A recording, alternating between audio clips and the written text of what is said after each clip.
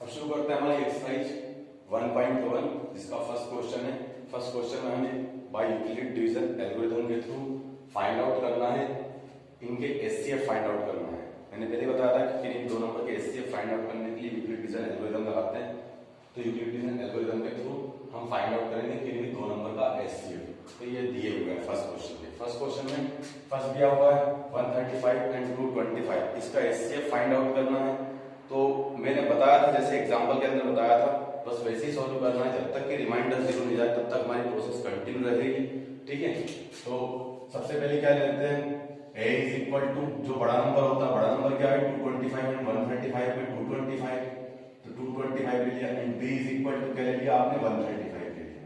ये आपके पास में दो नंबर हो गए। तो बाय यूक्लिड डिवीजन एल्गोरिथम क्या होता है, a is equal to b q plus r where r is greater than equal to 0 and less than b, ये कंडीशन होती है। ठीक है, देन पुट द वैल्यू, आपने वैल्यू पुट करी 225 इज इक्वल टू आपने क्या लिखा 135। 135 में आप किस चीज का इंटू करोगे कि 225 के करीब पहुंच जाओ या 225 मिल जाए। एक मतलब कंप्लीट एक इंटीजर होनी चाहिए अपने पास में जो पॉजिटिव इंटीजर हो। ऐसे नंबर है, नेचुरल नंबर का इंटू करना हमें।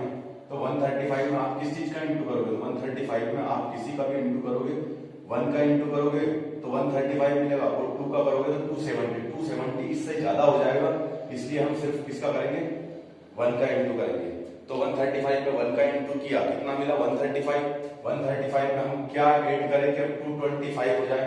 135 में हम क्या चीज ऐड करें कि 225 हो जाए। तो हम 90 को अगर ऐड कर देंगे तो हमें 225 मिल जाएगा। तो ये 90 लिख दिया। Here r does not equal to 0, so हमारी प्रोसेस कंटिन्यू रहेगी। तो अगेन क्या हो जाएगा हमारे पास में a इज इक्वल टू, आप क्या ले लोगे, a इज इक्वल टू आपको जो b की प्लेस पे था वो a हो जाएगा 135, एंड जो r की प्लेस पे था वो क्या बन जाएगा आपका b कितना हो गया 90। अगेन इसको सोल्व करो तो अगेन बाय यूक्लिड लगाओगे आप डिवीजन एल्गोरिथम, तो आपको मिलेगा 135 इज इक्वल टू 90। अब 90 में किस चीज का इंटू करोगे, 90 में आप 2 का इंटू करते हो तो आपके पास में 180 मिल जाता है। 180 जो मेरे पास में 135 से ज्यादा हो जाएगा, तो इसलिए मैं किसका इंटू करूंगा, सिर्फ 1 का इंटू करूंगा। बचा कितना 45, आपने ऐड कर दिया। अभी भी मेरे पास में क्या है, remainder does not equal to 0, so process again चलेगी। तो अब आप लिखोगे कि 90 is equal to 45 into 2 plus remainder क्या है 0। 45 में 2 का इंटू करोगे 90 मिल जाएगा, तो 0 ऐड करोगे बस, फिर उसके बाद में ऐड करने को क्या मिलेगा 0। तो जब मेरे पास में रिमाइंडर मिल रहा है 0, तो here r is equal to 0, so HCF of 135 and 225 will be क्या रहेगा, जो b की प्लेस पे रहेगा वो आपका आंसर हो जाएगा, HCF हो जाएगा दैट इज 45। ये आपका एक question number. Same as it is 196 और 38220 दिया हुआ है। तो यहाँ पे भी आप a इज इक्वल टू बड़ा नंबर कौन सा है 38220 ये ले लिया, और b इज इक्वल टू क्या ले लोगे 196। अभी आपने लिखा by again by Euclid division algorithm a is equal to bq plus r where r is greater than equal to 0, where r is, ये r where का साइन होता है, चाहे आप ये लगा लो या कॉमा लगा दो, r is greater than equal to 0 and less than b, ये आपने कंडीशन लिखी। ठीक है, अब put the value of a and b, तो a की जगह आपने क्या लिखा 38220 इज इक्वल टू b की प्लेस पे क्या लिखोगे 196। 196 में आप किसका इंटू करोगे कि इसके करीब पहुंच जाए या इसके इक्वल में आ जाए। तो आप देखो अगर 100 का भी इंटू करते हो तो आप 10 का इंटू करते हो तो 1960 बहुत छोटा मिलता है, 100 का करते हो तो 19600 जो कि बहुत दूर है। तो अगर आप ऐसे ही चेक करोगे तो आपको मालूम पड़ेगा कि आपके पास में 195 का ही इंटू करना पड़ेगा आपको 196 में, तो आपको 38220 कंप्लीट मिल जाएगा और रिमाइंडर आपको क्या मिला 0। जब रिमाइंडर 0 मिल गया तो here r is equal to 0, so SCF of 38220 and 196 is क्या हो जाएगा, b की प्लेस पे क्या है 196, तो ये 196 आ गया। ठीक है, सेम थर्ड क्वेश्चन है। थर्ड क्वेश्चन में भी आप a इज इक्वल टू बड़ा नंबर कौन सा है 867, तो बड़ा नंबर 867 ले लीजिए। b इज इक्वल टू क्या ले लोगे 225, 255 है यहाँ पे 255 ले लिया। b इज इक्वल टू 255 ले लिया, तब a और b की वैल्यू मिल गई। Again by Euclid division algorithm, by Euclid division algorithm क्या होता है Euclid division algorithm, a is equal to b q plus r where r is greater than equal to 0 and less than b। ये आपकी फिर से condition लिखी आपने, then put the value put करी आपने 867 इज इक्वल टू 255। अब 255 में किस चीज का आप इंटू करोगे, किस चीज का मल्टीप्लाई करोगे कि 867 के करीब पहुंच जाओ। अब देखो अगर आप इसके अंदर इंटू करोगे 255 में, तो 1 का 2 का 3 का 4 का ऐसे करके देखोगे तो आप देखोगे कि आप 6 टाइम अगर इंटू करते हो, 6 टाइम इंटू करते हो तो ज्यादा हो जाएगा। 5 टाइम इंटू करते हो तो भी बहुत ज्यादा हो जाएगा।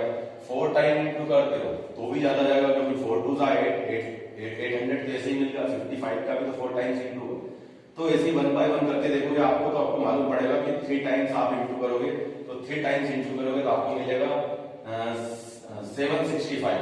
कितना मिलेगा 765 को अगर आप इसमें से 867 में से माइनस करोगे तो आपको क्या मिला 102 मिला। क्या रिमाइंडर आपका 0 आया? नहीं, remainder does not equal to 0। Remainder क्या है 102 इस प्लेस पे आएगा रिमाइंडर जब इस प्लेस पे आएगा तो वो 0 आया क्या यहाँ पे, इस प्लेस पे 0 नहीं आया ना। तो जब मेरे पास डज नॉट इक्वल टू 0 आया तो अगेन आपकी प्रोसेस रहेगी, तब आपके पास में a इज इक्वल टू क्या हो जाएगा 255 and b is equal to क्या हो जाएगा 102। Again put the value 255 is equal to 102 into 102 में अगर आप कितने का करोगे तो 2 का अगर आप इंटू कर देते हो तो 204 मिल जाएगा प्लस 51 मिला। अब 51 मिल गया तो क्या रिमाइंडर आपको 0 मिला? नहीं, अगेन रिमाइंडर आपको डज नॉट इक्वल टू 0 रहा, रिमाइंडर 0 के इक्वल नहीं रहा। तो अगेन आपकी प्रोसेस क्या रहेगी, कंटिन्यू रहेगी। तो फिर से लिखोगे आप क्या लिखोगे 102 इज इक्वल टू 51, जो आपका देखो अगेन आपके पास में a इज इक्वल टू क्या मिल जाएगा 102 मिल जाएगा ना, और b इज इक्वल टू क्या मिल जाएगा 51 मिल जाएगा। तो जब 102 51 मिल गया तो पुट द वैल्यू किसमें यूक्लिड डिवीजन एल्गोरिथम में इसके थ्रू सॉल्व कर रहे हैं ना, हर स्टेप हमारी इसी के थ्रू लिखाएंगे। ठीक है, बस a और b आपके बारी बारी से चेंज होते जाएंगे। कब तक चेंज होते रहेंगे? जब तक कि आपको रिमाइंडर 0 ना मिल जाए। जब रिमाइंडर 0 मिल जाएगा तो उस टाइम पे SCF मिलता है। तो ये आपने लिखा 102 इज इक्वल टू 51 में किसका इंटू करोगे तो 2 का इंटू करोगे, रिमाइंडर क्या मिला 0 मिल गया। रिमाइंडर 0 मिल गया तब आप क्या बोलोगे, सो ये remainder is equal to 0, so SCF of 102 and sorry 102 नहीं, आपके दो नंबर्स क्या थे 867 and 255, 867 and 255 is equal to क्या रहा SCF आपका 51, तो b की प्लेस पे होता है वो आपका आंसर होता है, वही SCF होता है। तो so SCF of 867 and 255 is equal to 51। यहाँ पे आपका फर्स्ट क्वेश्चन कंप्लीट हुआ। फर्स्ट क्वेश्चन के अंदर तीनों क्वेश्चन थे, तीनों क्वेश्चन कंप्लीट करवा दिए। सेकंड क्वेश्चन के अंदर उसने बताया हुआ है, देखो एक चीज है कि जब आप मैं क्वेश्चंस यहाँ पे वीडियोस के अंदर आप देख रहे हो, समझ रहे हो, कर रहे हो, तो आपके साथ में बुक और एक आपका रजिस्टर वगैरह ओपन होना चाहिए, पेन आपके हाथ में होना चाहिए, ताकि आप इनको अल्टरनेटली करते हुए चलो। ठीक है ना, पोज किया अपन ने करके देखा, मैच किया, क्या मैंने जैसा किया था वैसे ही आपका आंसर आया हुआ है, आपने मैच कर लिया। ठीक है, अगर आपको समझ में आया हुआ है तो पहले उसकी कोई प्रोसेस आएगी नहीं, कोई नया पैटर्न आता है उस टाइम पे आप उसको आराम से समझो, फिर उसको रिपीट करके देखो। ठीक है, पर बुक आपकी एटलीस्ट ओपन होनी चाहिए, क्योंकि अगर बुक आपकी ओपन है तो आप समझ पाओगे कि मैं क्वेश्चन तो लिख नहीं रहा हूँ।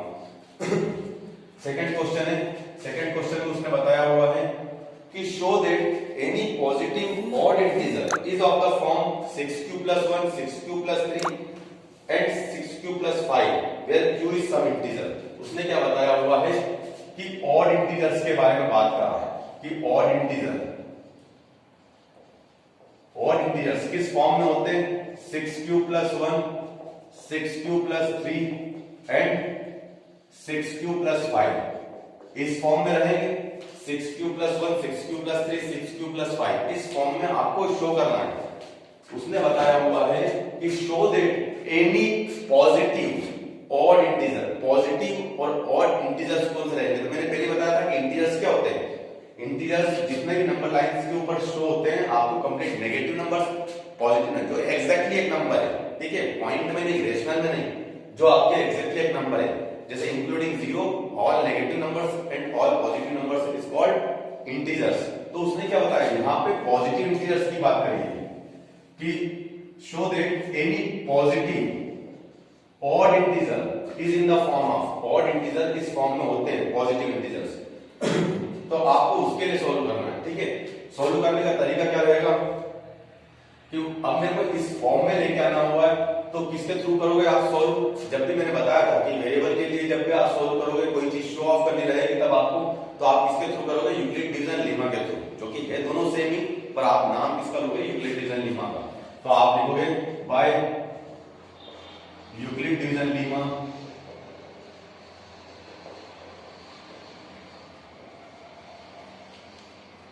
A is equal to BQ plus R, where R is greater than equal to 0 and less than B। ये कंडीशन भी लिखी, हर बार लिखता हूं, हर बार आपको भी लिखना जरूरी है। एग्जाम में जब आप क्वेश्चंस करोगे तो प्रॉपर्ली आपको लिखना जरूरी है।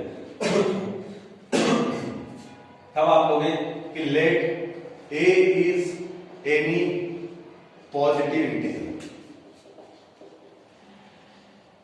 कोई एक पॉजिटिव इंटीजर है। अब पॉजिटिव इंटीजर तो ले लिया आपने, अब ऑड इंटीजर्स को इस फॉर्म में शो करना है। ए पॉजिटिव इंटीजर तो हो गया, पर जितने भी मेरे पास में ए रहेंगे तो उसमें से ऑड जो इंटीजर्स रहेंगे वो ऑड इंटीजर्स इस फॉर्म में होना चाहिए। उसके लिए आप सोल्व करोगे, ठीक है। तो यहाँ पे मैं उसको सोल्व कर रहा हूं, तो let a is an positive integer and b is equal to, आपने ले लिया कितना, मैंने बताया था कि जो भी q के साथ में जिसका भी इंटू हो, जिस भी कांस्टेंट नंबर का इंटू हो, उसी को आप क्या मानोगे, उसी को क्या मानोगे आप b। तो मेरे पास में b की वैल्यू क्या मिल गई, b की वैल्यू मिल गई। मैं थोड़ा सा b को और 6 को डिफरेंट बना दिया क्योंकि काफी सेम दिखाई देता है वो, ठीक है। तो b इज इक्वल टू मैंने ले लिया 6। So possible value of r, possible value of r will be, r की पॉसिबल वैल्यूज क्या क्या जाएगी, r की पॉसिबल वैल्यूज अकॉर्डिंग टू दिस कंडीशन आप बोल सकते हो 0, 1, 2, 3, 4 एंड 5 ये हो जाएगी। 0 के इक्वल भी हो सकती है, 0 से बड़ी भी हो सकती है, बस b से छोटी रहेगी। तो b मेरा 6 था, तो 0 भी हो सकती है, 1 भी हो सकती है, 2 भी हो सकती है, बस 6 से छोटा रखना है तो अप टू 5 तक हो सकती है मेरे पास में रिमाइंडर की, ठीक है। इतना हो गया। अब आपने यूक्लिड डिवीजन लेमा लिख लिया था, तो अब then put the value of a, जो b की वैल्यू है वो आप पुट करोगे और r की वैल्यू आप फिर वो भी पुट करोगे। तो जब आपने r इज इक्वल टू 0 रखा, r इज इक्वल टू 0 रखा and b is equal to 6 लिखा, तब आपके पास में बाय यूक्लिड डिवीजन एल्गोरिथम, तब आपके पास में यूक्लिड डिवीजन लेमा, आपके पास में क्या बन गई इक्वेशन, आपके पास में बन गई a is equal to 6q plus 0 that is 6q। इसको आप लिख सकते हो, क्या इसमें से 2 कॉमन ले सकते हो, तो आप लिख सकते हो 2 इंटू 3q। क्योंकि मैंने ऑड और इवन के बारे में बताया था कि ऑड और इवन नंबर आप ये कैसे शो कर सकते हो, आप सिर्फ 2 ही है, अगर 2 एज ए फैक्टर आप शो कर देते हो तो आपको मालूम पड़ता है कि हाँ भैया वो 2 एज ए फैक्टर आ गया तो वो इवन नंबर है, अगर 2 फैक्टर नहीं आता है तो वो ऑड नंबर है, ठीक है। मैंने ये चीज बताई।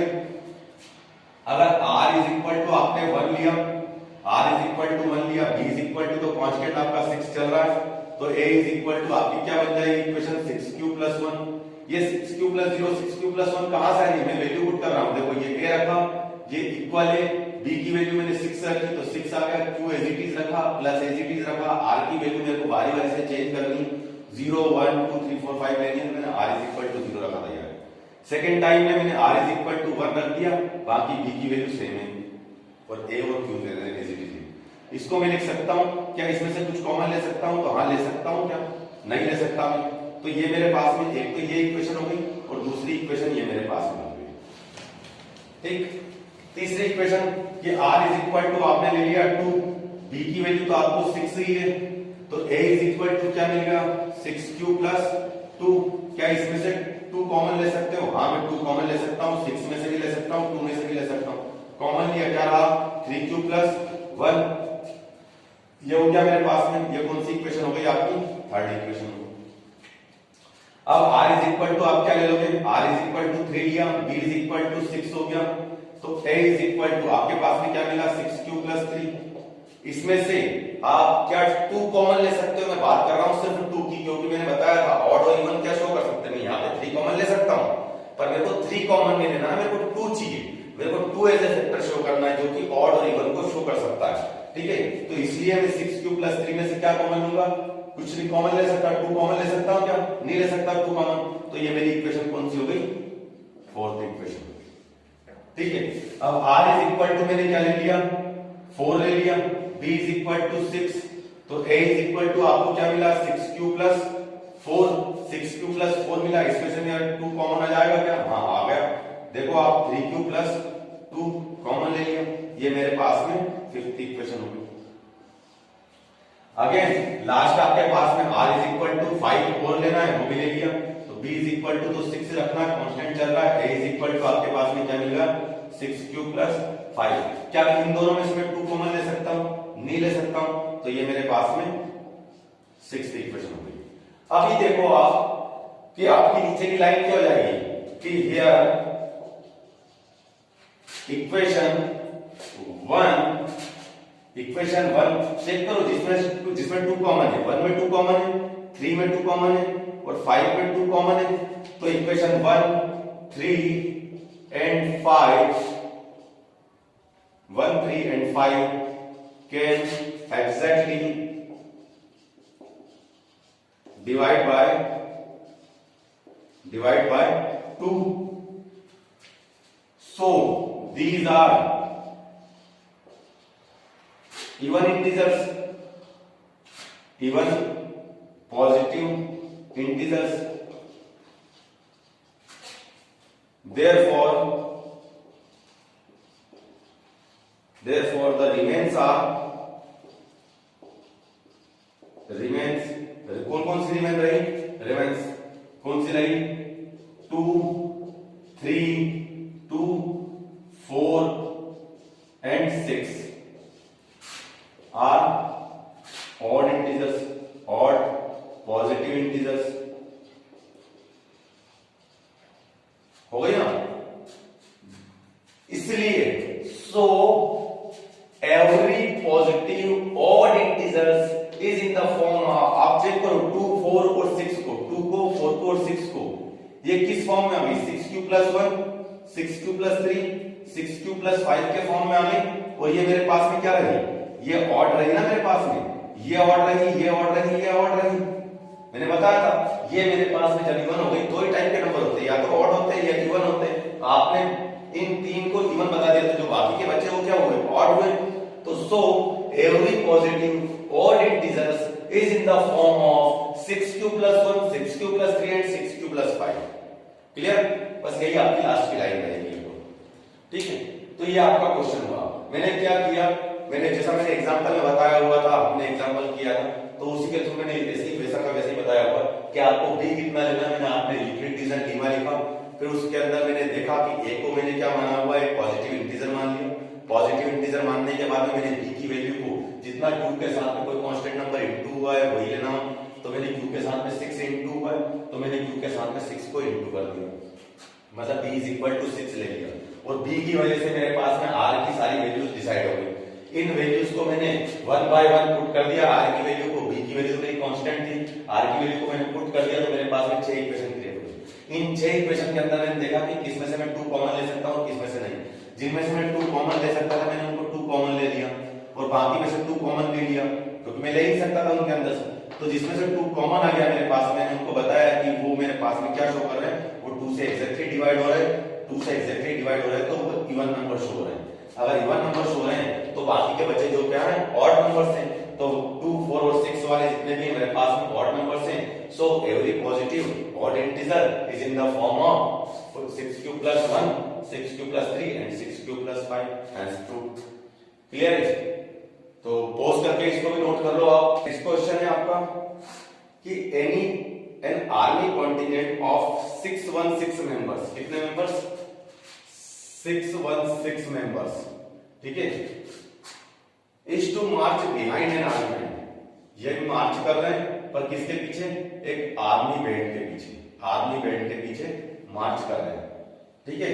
आर्मी बैंड ऑफ 32 मेंबर्स, जो कितने मेंबर्स का है? 32 मेंबर्स का। 32 मेंबर्स का एक आर्मी बैंड चल रहा है, उसके पीछे 616 मेंबर्स क्या कर रहे हैं? मार्च कर रहे हैं इन अ parade. The two groups are to march in the same number of column. ये दोनों groups same number of column में मार्च कर रहे हैं। तो what is the maximum number of column in which they can march? तो दोनों कितने नंबर ऑफ कॉलम में मार्च कर रहे हैं वो नंबर ऑफ कॉलम मेरे को बताने हैं। तो मैंने बताया था कि जब मैंने आपको हिंट दी थी कि एलसीएम और एचसीएफ का फाइंड आउट किया जाता है, तो यहाँ पे तो ऑब्वियसली आपको एचसीएफ फाइंड आउट करना है क्योंकि 1.1 एक्सरसाइज चल रही है और अभी तक हमने एचसीएफ देखा है। तो एचसीएफ का फाइंड आउट करना बताया था मैंने कि जब भी डिस्ट्रीब्यूशन की बात होगी तब आप एचसीएफ फाइंड आउट करोगे। या दूसरा क्वेश्चन के अंदर वो वर्ड आ जाता है कि मैक्सिमम, पर ज्यादा बढ़िया वही होता है कि आप उस चीज को समझो कि डिस्ट्रीब्यूशन की बात हो रही है, कलेक्शन की बात हो रही है। यहाँ पे डिस्ट्रीब्यूशन की बात हो रही है कि उनको अलग अलग कॉलम में डिस्ट्रीब्यूट कर दिया, 616 मेंबर्स को भी अलग अलग कॉलम में डिस्ट्रीब्यूट कर दिया, 32 को भी अलग अलग कॉलम में डिस्ट्रीब्यूट कर दिया और दोनों सेम नंबर ऑफ कॉलम में मार्च कर रहे हैं। तो नंबर ऑफ कॉलम से बताने, तो हमें फाइंड आउट क्या करना रहेगा? यहाँ पे क्या फाइंड आउट करना रहेगा? एचसीएफ फाइंड आउट करना रहेगा। तो बस आपको 616 और 32 का आपको एचसीएफ फाइंड आउट करना है। तो दोनों का अगर आपने एचसीएफ फाइंड आउट कर लिया, एचसीएफ फाइंड आउट करने के बाद में जब रिमाइंडर 0 हो जाएगा तब उस टाइम पे जो बी की प्लेस पे वैल्यू रहेगी वो आपका क्या आ जाएगा?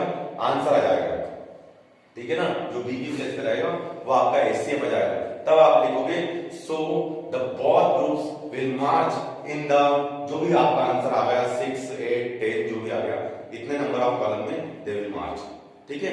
तो ये क्वेश्चन आप लोगों के लिए वर्क के लिए छोड़ा हुआ मैंने, ठीक है। एटलीस्ट एक आप लोगों के लिए छोड़ा हुआ है जिसको यूक्लिड डिवीजन एल्गोरिथम से आपको एचसीएफ फाइंड आउट करना है।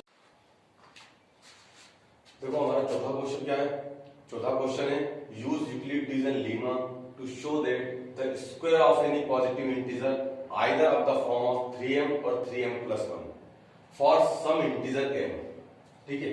उसने क्वेश्चन में क्या किया हुआ है? उसने क्वेश्चन में बोला हुआ है कि यूक्लिड डिवीजन लीमा से आप शो करो कि किसी इंटीजर का, कौन से इंटीजर का? पॉजिटिव इंटीजर का, पॉजिटिव इंटीजर का स्क्वायर किस फॉर्म में होता है? 3m+1 और 3m के फॉर्म में होता है। मतलब हमें दो फॉर्म बनाना है, किसी भी हमें क्या करना है? हमें यूक्लिड डिवीजन लीमा से शो करना है कि अगर आप किसी भी पॉजिटिव इंटीजर्स का, positive integer that is 1, 2, 3, 4, 5, 6 and up to infinite, इन नंबर्स का अगर आप स्क्वायर करते हो तो जो आपके पास में फॉर्म आएगा वो 3m और 3m+1 का फॉर्म आएगा, जहां पे क्या बताया उसने कि फॉर सम इंटीजर m, मतलब कि m की वैल्यू आपकी वेरी रहेगी, अलग अलग रहेगी, ठीक है। क्योंकि आप 2 का स्क्वायर करोगे तो अलग, तो देखो कैसे कि जैसे अगर आप 2 का स्क्वायर करते हो तो क्या मिलता है? 4, 3 का स्क्वायर करते हो क्या मिलता है? 9, 4 का स्क्वायर करते हो क्या मिलता है? 16, 5 का स्क्वायर करते हो क्या मिलता है? 25, 6 का स्क्वायर करते हो क्या मिलता है? 36। मतलब मैं ये जो मैंने स्क्वायर किया हुआ है, इन स्क्वायर्स को क्या मैं 3m और 3m+1 के फॉर्म में लिख सकता हूं? तो चेक करो, क्या मैं इसको 3 × 1+1 लिख सकता हूं? देखो तो यहां पे m की वैल्यू क्या होगी? 1। अगर मैं इसको लिखूं 3 × 3 तो m की वैल्यू क्या होगी मेरे पास में? 3, ठीक है ना। ये 3m+1 का फॉर्म आ गया, ये 3m का फॉर्म आ गया, 3m का फॉर्म आ गया ना। अगर मैं इसको लिखता हूं तो 3 × 5+1 लिख सकता हूं। यहाँ पे m = क्या मिला? 5, तो ये 3m+1 का फॉर्म आ गया। अगर मेरे पास में दे रखा है ये, तो मैं इसको लिख सकता हूं 3 × 8+1, यहाँ पे m = क्या है? 8, ये भी क्या है? 3m+1 का फॉर्म है ना। अगर 6 है, 6 को क्या लिख सकता हूं? 3 × 12, m = क्या मिला? 12, तो इसको 3m के फॉर्म में। मतलब मैं किसी भी नंबर का, किसी भी पॉजिटिव नंबर का स्क्वायर करूंगा तो स्क्वायर करने पे जो मेरे को मिलेगा वो मेरे पास में इस फॉर्म में रहेगा, जहां पे आपकी m की वैल्यू वेरी रहेगी, m की वैल्यू अलग रहेगी। ठीक है, तो बस यही चीज में शो करना है कि हमें ये दोनों फॉर्म निकाल के लेके आना है। कौन से? 3m और 3m+1। जब आप किसी इंटीजर्स का स्क्वायर करते हो, पॉजिटिव इंटीजर का स्क्वायर करते हो, तो ये फॉर्म मिलना चाहिए। ठीक है, इतना क्वेश्चन समझ में आ गया हमें किसके थ्रू सॉल्व करना है? यूक्लिड डिवीजन लीमा के थ्रू सॉल्व करना है। तो यूक्लिड डिवीजन लीमा के थ्रू सॉल्व करना है तो हम सॉल्व करते हैं। देखो, सबसे पहले तो आप क्या करोगे? सॉल्व करने का तरीका मैंने बताया हुआ था, ठीक है, कि हमें यूक्लिड डिवीजन लीमा लिख लो आप कि यूक्लिड डिवीजन लीमा, यूक्लिड, ये सॉल्यूशन बता रहा हूं मैं, ठीक है ना, सॉल्यूशन है कि यूक्लिड डिवीजन लीमा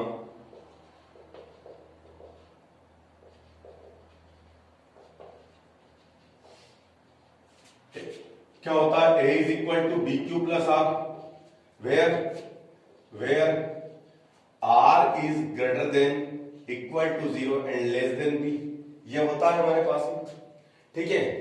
लेट, तो अभी मेरे पास में a के इज इक्वल टू नहीं हो रहा है, तो मैं क्यों ना a को एक पॉजिटिव इंटीजर मान लूं कि let a is any positive integer. a की वैल्यू आपकी बार बार वेरी होगी, मतलब कि हर एक बार आपका a चेंज होता रहेगा कि कभी 4 रहेगा, कभी 16 रहेगा, कभी 36 रहेगा, कभी 25 रहेगा, तो मतलब कि वो, ठीक है। तो अभी मैंने ले लिया कि let a is any positive integer and b is equal to क्या मानना? मैंने बताया हुआ था b इज इक्वल टू आपको क्या मानना है? जिसका भी इंटू रहे, जिसका भी, यहाँ पे किसका इंटू? 3 का इंटू हो रहा है m में, तो मैं b इज इक्वल टू 3 मान लेता हूं and b is equal to 3। So by this condition आप बोल सकते हो कि so values of r will be कितनी रहेगी? 0 1 2 रहेगी ना। क्यों? क्योंकि उसने क्या बताया हुआ है कि जो आपकी b की वैल्यू रहेगी, मतलब जो r की वैल्यू रहेगी वो b से हमेशा छोटी रहेगी। b कितना है मेरा? 3 है, तो 3 से छोटे 0 1 और 2 होते हैं। और उसने क्या बताया कि जो रिमाइंडर है आपका 0 भी हो सकता है, 0 से बड़ा भी हो सकता है, तो 0 भी हो सकता है, 1 भी हो सकता है, 2 भी हो सकता है, बस b से छोटा होना चाहिए। ये कंडीशन बताई थी, तो हमने तीनों कंडीशन लिख ली। According to these values of r, हमारे पास में कितनी इक्वेशन बनेगी? 3 इक्वेशन बनेगी, 3 इक्वेशन क्रिएट होगी। तो क्या क्या क्रिएट होगी कि अगर आप r इज इक्वल टू 0 लोगे तब एक मिलेगी, r इज इक्वल टू आप 1 लोगे तब एक मिलेगी, और r इज इक्वल टू जब आप 2 लोगे तब एक इक्वेशन मिलेगी। तो मैं क्या करता हूं, मैं तीनों इक्वेशंस को एक साथ सॉल्व करके बताता हूं ताकि आप कंपेयर भी कर सको और आपको समझ में भी आ जाए। ठीक है, ये 3 इक्वेशन बता रहा हूं। अभी यहां पे मेरे पास में a इज इक्वल टू क्या होता है? B q plus r. ठीक है, अब a तो मेरा कोई एक इंटीजर हो गया, b की वैल्यू क्या दे रखी है? 3 दे रखी है, मैंने 3 लिखा, q एज इट इज रखा, r की वैल्यू 0, दैट इज 3q हो गया, 3q हो गया। अगर मेरे पास में r इज इक्वल टू 1 है तो a is equal to 3q plus 1 मिलेगा। चेक करो भैया, a इज इक्वल टू क्या होता है? bq प्लस r होता है। अगर bq प्लस r होता है तो a की b की जगह क्या रखा? 3, ये q, r की जगह क्या रखोगे? 1 अभी। ठीक है, यहां पे भी a is equal to bq plus r रखा आपने, तो a इज इक्वल टू आप क्या लिखोगे? b की जगह पे 3, q प्लस r की जगह पे इस बार क्या रखोगे? आप 2 रखोगे। चेक करो, ठीक। तो ये मेरे पास में 3 इक्वेशन फॉर्म।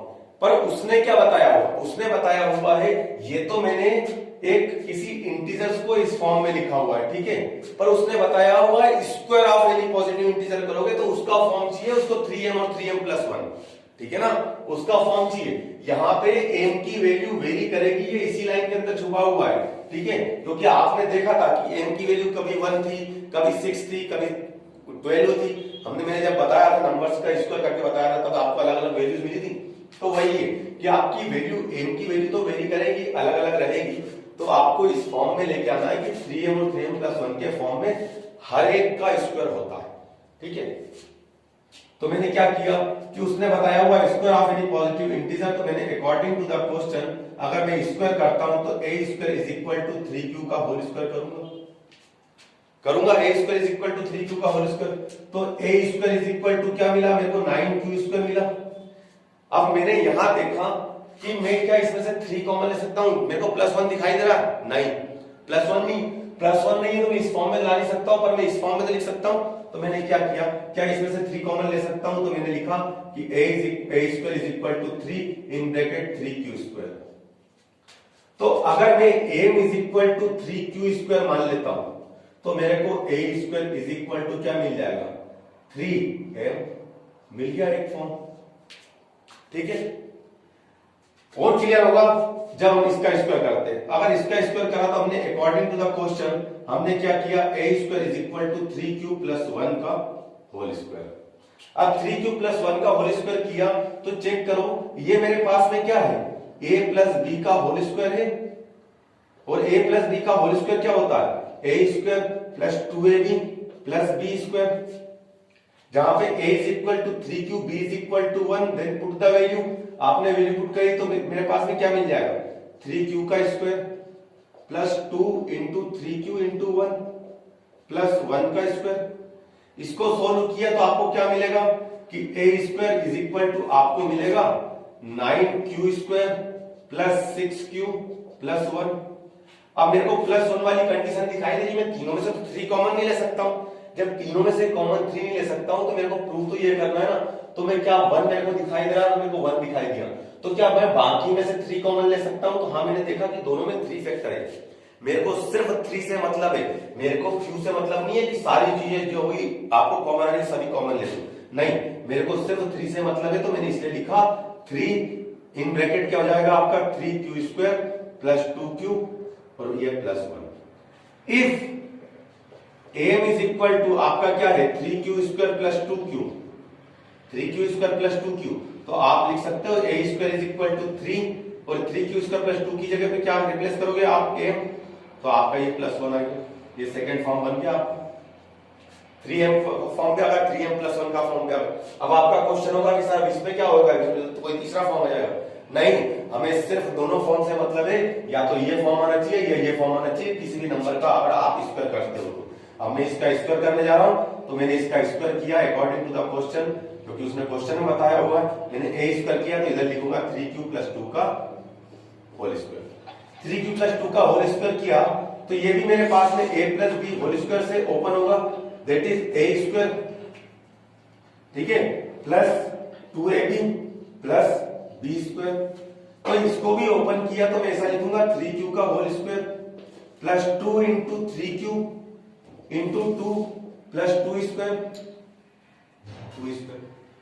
ठीक है, सोल्व किया तो मेरे को क्या मिला, a square is equal to, जब इस स्टेप से इस स्टेप में पहुंचा मैं तो मेरे को a square is equal to क्या मिला 9q square plus 2 3 6 2 12q plus 4 मिला। अब अगर मेरे पास में ये चीज मिल गई है तो क्या मैं देख रहा हूं कि मेरे पास में +1 दे रखा है क्या, नहीं। क्या मैं सभी में से 3 कॉमन ले सकता हूं, नहीं। तो मेरा तो तीसरा फॉर्म तैयार ही नहीं हो रहा, नहीं होगा आपका तीसरा फॉर्म। कैसे, क्या मैं इसको थोड़ा सा मॉडिफाइड कर सकता हूं ऐसे, a square is equal to 9q square plus 12q plus 3 plus 1। अब देखो 1 दिखाई दे रहा और बाकी 3 टर्म में से आप 3 कॉमन ले सकते हो क्या, ऑब्वियसली ले सकता हूं। तो मैंने लिखा ये a square is equal to 3 common लिया तो 3q square plus 4q plus 1 और ये प्लस 1। इसमें से कॉमन लिया था 3 तो 3q स्क्वायर आया, इसमें से 3 कॉमन ले लिया तो 4q आया, इसमें से 3 कॉमन ले लिया तो 1 आया, ये प्लस ये 1 है। क्लियर, इतना आ गया। इसके बाद में if m is equal to 3q square plus 4q plus 1, तो आप रिप्लेस कर दो तो a square is equal to क्या मिला 3m प्लस 1 मिला। तो ये मेरे पास में वही फॉर्म आ गया जो कि उसने रिक्वायर करी। मतलब उसने क्या बताया था, उसने यही बताया था कि अगर आप किसी भी नंबर का स्क्वायर करते हो तो आपके पास में या तो 3m का फॉर्म मिलेगा या 3m प्लस 1 का फॉर्म है, इसके अलावा कोई फॉर्म नहीं मिलना चाहिए। तो हमारे पास में वही चीज निकल के आई, तो हम क्या बोलेंगे कि यस, हमारी लास्ट लाइन रहेगी, ये तो सॉल्व हो गया।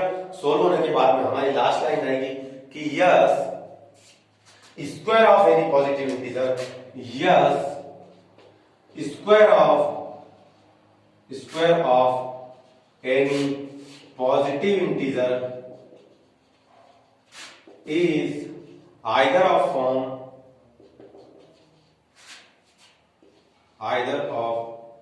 the form 3m or 3m plus 1, 3m or 3m plus 1, hence proved. Clear? Question में उसने क्या बताया था? क्वेश्चन में उसने बताया था कि यूक्लिड डिवीजन लीमा से सॉल्व करो, हमने यूक्लिड डिवीजन लीमा लिखी। उसने बताया था कि किसी भी पॉजिटिव इंटीजर, तो हमने सब पॉजिटिव इंटीजर मान लिया कि let a is any positive integer, b is equal to 3 माना, r की मेरे को वैल्यू दी। r की वैल्यूज के ऊपर मेरे पास में तीन कंडीशन बन गई, मैंने तीनों कंडीशन को साथ में लिखा। तो a is equal to b q plus r के अंदर मैंने वैल्यू रखी b की भी और r की भी, b की और r की, b की और r की, तो मेरे पास में तीन इक्वेशन बन गई। उसने बताया था कि स्क्वायर ऑफ दिस इंटीजर, तो मैंने स्क्वायर कर दिया अकॉर्डिंग टू द क्वेश्चन, मैंने स्क्वायर कर दिया सभी का। जो मेरे पास में डायरेक्टली स्क्वायर हो सकता था, मैं ओपन कर सकता था, मैंने ओपन किया। जो a plus b whole square के साथ में ओपन होता, मैंने उसके साथ में ओपन किया। तो मेरे पास में तीन कंडीशन मिली। इन तीन कंडीशन में जहां से मैं 3m का फॉर्म बना सकता था, मैंने 3m का फॉर्म बनाया। जहां से 3m प्लस 1 का फॉर्म बन सकता था, 3m प्लस 1 का फॉर्म बना। ठीक है, उसके बाद मैंने बताया कि yes square of any positive integer either of the form of 3m और 3m plus 1, hence proved. Clear? बड़ा इजी क्वेश्चन है, इस टाइप के क्वेश्चंस आते हैं। ठीक है, तो आप समझ में आएगा, प्लीज नोट इट डाउन, इसको नोट कर लो, कैसे भी नोट कर लो। ठीक है, वीडियो को पॉज करके नोट कर लिया करें। बढ़ते हैं नेक्स्ट क्वेश्चन पे। अगले में दिया हुआ उसने use Euclid division lemma to show that cube of any positive integer. अभी पहले थोड़ी देर पहले उसने स्क्वायर की बात कही थी, अब किस बारे में बात कर रहा है? Cube of any positive integer, मतलब अब आपको क्यूब करना है, क्यूब करके शो करना है। तो cube of any positive integer is in the form of, उसने फिर फॉर्म बताया हुआ है, वो क्या बताया हुआ है? 9m plus 1 and 9m plus 8, ये फॉर्म बताया हुआ है। इस फॉर्म में लेके आना किसको? Cube of any positive integer. बात करिए उसने क्यूब की, cube of any positive integer, cube of any positive integers को इन तीन फॉर्म में लेके आना है। अब तीन फॉर्म में लेके आना है, तो मैंने बताया था कि सर आपने बताया था कि जो भैया जो आपको इनटू दिखाई दे, जैसे यहाँ पे 9 दिखाई दे रहा है, तो आप b की वैल्यू को 9 ले लो। हाँ, यहाँ भी आप 9 ले सकते हो, इसको भी 9 के थ्रू सोल्व कर सकते हो। पर आपने देखा था कि जितनी आप वैल्यू एज्यूम करते थे, 4 एज्यूम करते थे, तो 4 इक्वेशन क्रिएट होती थी। 5 एज्यूम किया तो 5 इक्वेशन क्रिएट हो गई। यहाँ पे आप 9 लोगे तो 9 इक्वेशन बनेगी। जब 9 इक्वेशन बनेगी तो 9 इक्वेशन को क्या आप एक पेज में सोल्व कर पाओगे?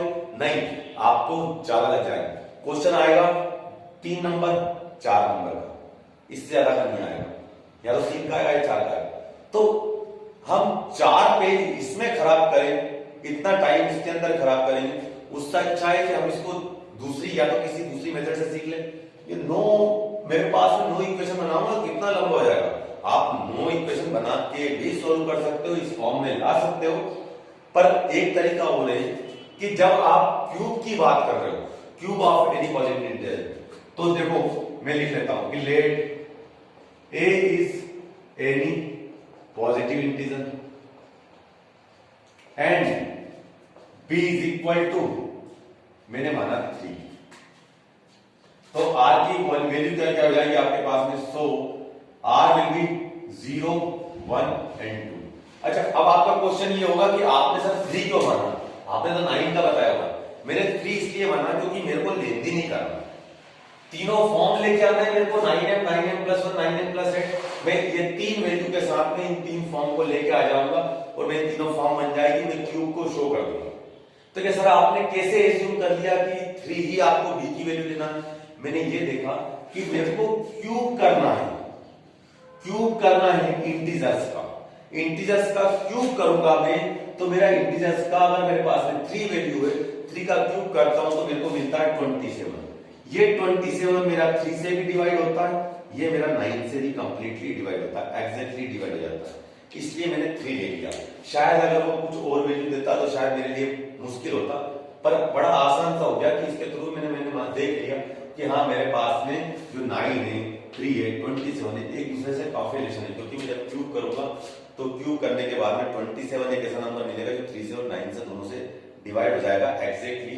इसलिए मैं b इज इक्वल टू 3 लेके चलूंगा, तो मेरा क्वेश्चन भी छोटा हो जाएगा और मेरे पास में तीनों फॉर्म आ जाएगा। ठीक है, तो जब तीनों फॉर्म मेरे पास आ जाएंगे तो फिर मेरे को एक्स्ट्रा वैल्यूज देने की जरूरत क्या है? क्वेश्चन को मेरे को लेंदी नहीं करना है, हमें स्मार्ट वर्क करना है, हमें हार्ड वर्क थोड़ी ना करना है। ठीक है, तो यहां पे मैंने क्या ले लिया कि b इज इक्वल टू 3 लिया था, तो r की वैल्यू मेरे को क्या मिल गई? 0 1 2 0 1 2 मिल गई। तो अब आपके पास में by Euclid division lemma a is equal to dq by Euclid division lemma a is equal to dq plus r where r is greater than equal to 0 and less than b। या हमें इसके through solve करेंगे। तीन values दे रखी है मेरे पास में 0 1 2 3, मेरे पास तीन मतलब तीन इक्वेशन तैयार हो जाएगी।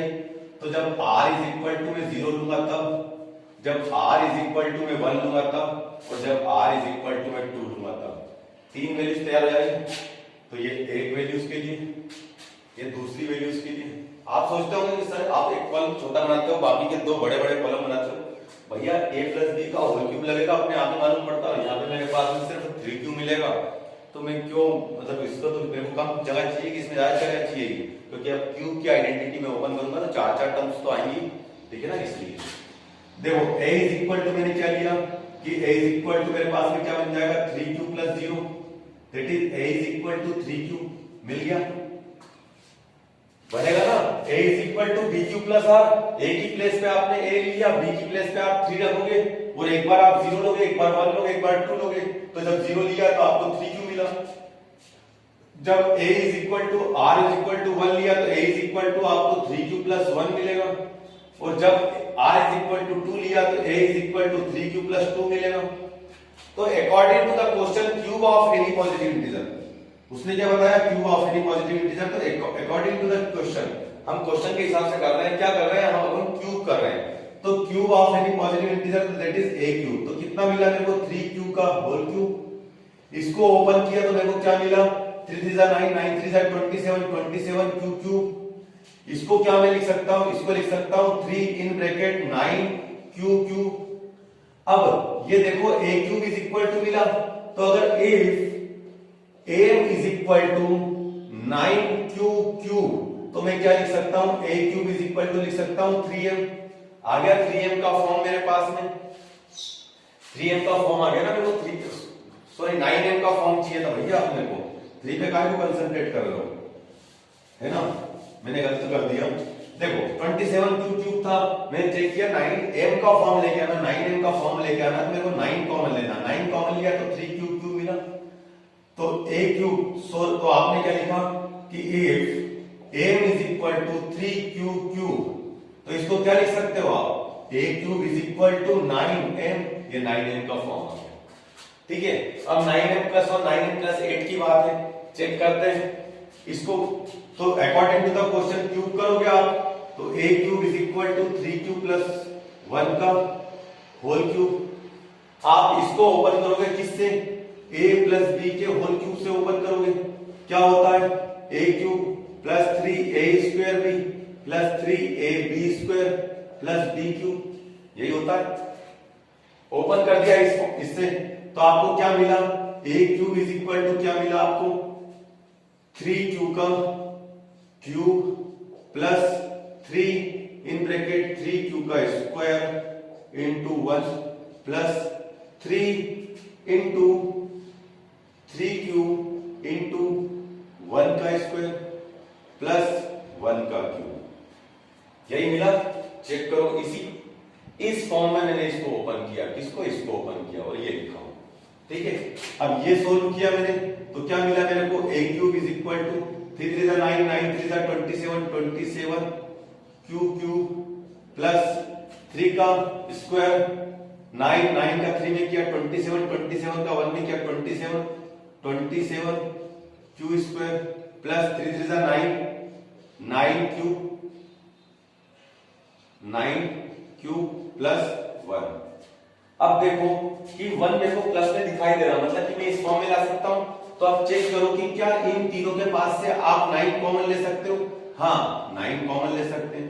तो a cube is equal to आपको क्या मिला 3q क्यूब, ठीक है, plus 3q square plus 3q, sorry 3 का सिर्फ q, मेरे को q कॉमन नहीं लेना था, मेरे को सिर्फ 9 कॉमन लेना था। 9 इसमें से कॉमन लिया तो मेरे पास में ये मिला प्लस 1। तो अगर if m is equal to 3q cube plus 3q square plus q, तो आप लिख सकते हो a cube is equal to 9, इस पूरे की जगह पे क्या लिखोगे आप m प्लस बाहर दिख रहा है 1, तो 9m प्लस 1 का फॉर्म आ गया। ऐसे ही सेम इधर करो आप, तो a cube is equal to क्या लिखा 3q प्लस 2 का होल क्यूब, तो a cube is equal to, फिर वही इस वाली आइडेंटिटी से, सेम आइडेंटिटी से ही आप इसको ओपन करोगे।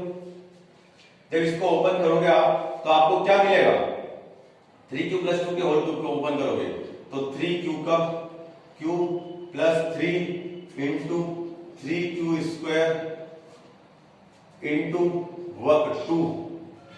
2 प्लस 3 इंटू 3q इंटू 2 का स्क्वायर प्लस 2 का क्यूब। इसको सोल्व किया तो क्या मिला आपको 27q cube plus 54q square plus, sorry हाँ 54q स्क्वायर। इधर कितना मिला आपके पास में 36 क्यूब, 3 3 जा 9, 9 4 जा 36 क्यूब प्लस 8। अब 8 वाला फॉर्म भी आ गया आपके पास में। तो अब देखो कि क्या बाकी जो टर्म है इसको आप 9m के फॉर्म में लिख सकते हो, क्या इनमें से 9m कॉमन ले सकते हो। तो आप देखो, आप लिखोगे इसमें से 9 अगर कॉमन ले सकते हो तो आपको क्या मिला 3q cube plus 6q square plus 4q plus 8। If this is equal to m, मतलब m इज इक्वल टू आपने लिखा 3q cube plus 6q square plus 4q, तो इसको लिख सकते हो आप क्या a cube is equal to 9m plus 8। तो yes cube of any positive integer is in the form of 9m plus 1 और 9m प्लस 8। हाँ, इसी फॉर्म में उनका होता है। ये आपकी लास्ट की लाइन होगी, ठीक है। प्रूव करने का तरीका जैसे स्क्वायर को किया था वैसे ही मैंने क्यूब को प्रूव किया, कोई ज्यादा बड़ी भारी बात नहीं थी। पहले हमने स्क्वायर की आइडेंटिटी सोल्व किया और माइंड के अंदर ये चीज रखी कि हमें फॉर्म कौन सा लेके आना, हमने उसी हिसाब से उसके अकॉर्डिंग ही कॉमन लिया, ठीक है। तो ये आपका क्वेश्चन होगा। इसी के साथ में आज की ये एक्सरसाइज ओवर हुई 1.1 एक्सरसाइज। 1.1 के बाद में अब आगे बढ़ेंगे जहां पे आपको कुछ और नई चीजें सीखने को मिलेगी।